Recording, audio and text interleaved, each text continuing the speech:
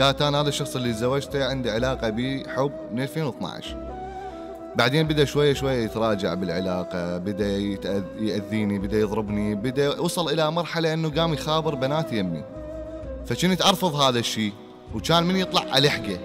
وصلت مرحله انه قالت احمد انه اذا اسوي كذا ما صدقني، انه قام يربطنا بالشباك ويطلع يخابر.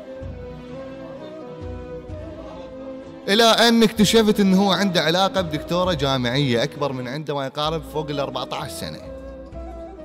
فتزوجها على مود مصلحه.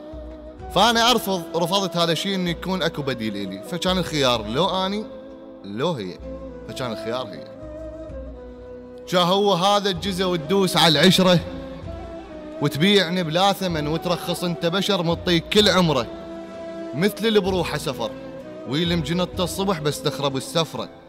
ايش مدري وقت الصدق قلوبكم ووجوهكم صفرة.